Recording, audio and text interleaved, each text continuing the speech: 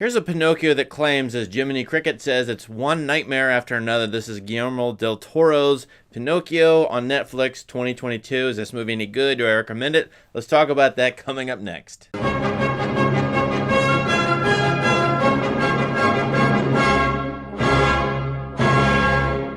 Any Pinocchio that comes out has a mighty task. First of all, there's the classic Disney movie that everyone or a lot of people remember, especially from childhood, or they watch it as grown-ups.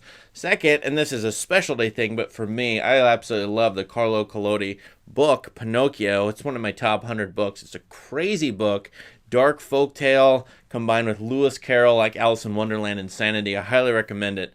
And so this movie kind of stands up against its predecessors and always will be contrasted with them. Now here you have stop motion excellence. Really like the look of this movie and the way things move around in it, the vast world. That's what I think Del Toro, the director here, is very good at, creating wonders of a world, creating dark mythical things, creatures, spaces, haunting moments, and this movie has it in spades. The story will be familiar if you've seen the original Disney Pinocchio. Nevertheless, it does diverge quite a bit from it. You do have Jiminy Cricket, so the moralizing conscious of the thing. You have Geppetto and his model boy Pinocchio, whom he builds in order to replace his son Carlo, who dies, as this movie says, in World War I in a church bombing.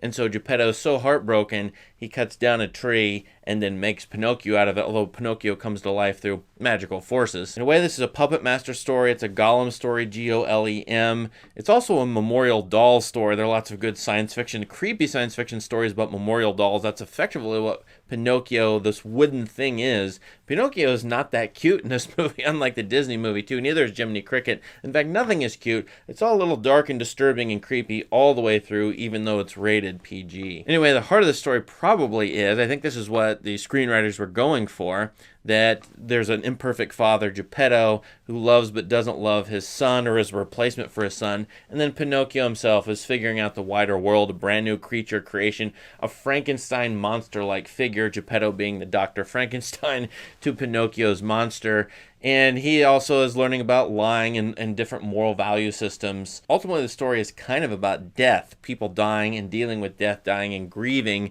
also the relationship between imperfect fathers and imperfect sons. But there is injected into this a lot of political dynamics. I feel like this movie is a little bit reductive, actually a lot reductive, and it focuses on a political aspect, 1930s fascism, and if you know Guillermo del Toro, you know he's absolutely obsessed with 1930s fascism. He totally hates it and puts it in all of his movies. Mussolini appears in this movie later, and there's a really horrible, haunting scene where Pinocchio and a bunch of other boys are drilled into the Italian army circa World War II or right before then. Therefore, this movie actually skips over a few classic Pinocchio things that are in the book and the original movie, like Pleasure Island. It's not in the movie, and then it goes for sort of political dynamics that I think are overly reductive. There are more aspects to Pinocchio than just that, the original story at least.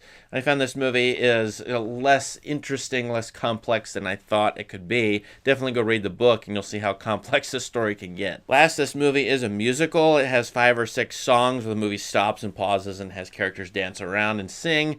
I kind of like some of these songs. I thought they were pretty melodic, and I like the voice of Gregory Mann playing Pinocchio. It's a beautiful, haunting, wonderful voice. You could definitely play the soundtrack to this and enjoy it. But, and here's why I really, really dislike this movie. One, it has ad hoc fantasy rules. There's a character in this movie who says, there are rules we cannot break. You don't know what the rules really are or why they're there. They're just there for plot maneuvers. 2, this movie likes to moralize and tell people what to do and why they should do it. But on the other hand, it's a pretty cynical movie, in my opinion. I think there's a lot of statements by Jiminy Cricket that are super dark and disturbing.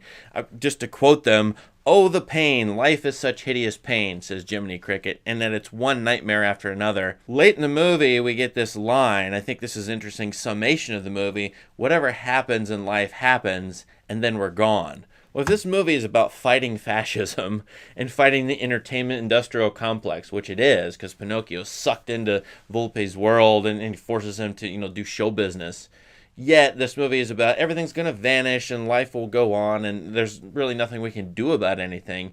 I find it defeats itself at times. It's somewhat contradictory in terms of its justifications for its moral standards, also for its teleology. And this movie is super dark. Now, I do like darker children's movies, Willy Wonka and the Chocolate Factory, some of those late 70s movies like Watership Down. I've covered that on my channel. Return to Oz, Neverending Story, then Babe Big in the City from the 1990s. I really like these movies, yet they do have hopeful and redemptive aspects. This movie doesn't really have that.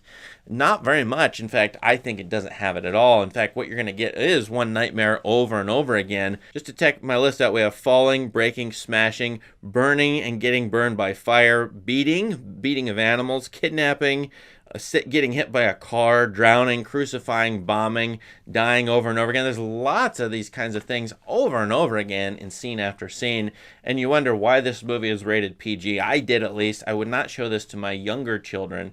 Anybody under the age of 10 or 12, I don't know about this one for that set, because it is a nightmarish world. But unlike something like a stop motion classic, The Nightmare Before Christmas, which has some kind of hope and fun in it, and Del Toro's Hellboy movies, which have a lot of wit and humor and stuff to lighten things up, this movie has very little to lighten it up. And overall, I just did not like this movie as it went on and got darker and darker and less complex to me. So for all those reasons, I'm going to give it 1.5 to 2 stars. It's just below average. And I'm not recommending this to families. But for those people who like stop motion animation and want to see how this world was created and want to see some new wonders, I think aesthetically at least, this movie is quite interesting in a lot of places. Certainly the choices to depict Jiminy Cricket and Pinocchio himself, the looks of these characters, I wasn't attracted to them. I wonder if other people would be, but they're at least interesting for a while. What did you think of this Pinocchio? Am I rating this too low? Is it better? Does it have other aspects, or is there other things to say about it? Let us know. Let us know in the comments, and please subscribe to this channel for more great content. Thanks, and have a great day.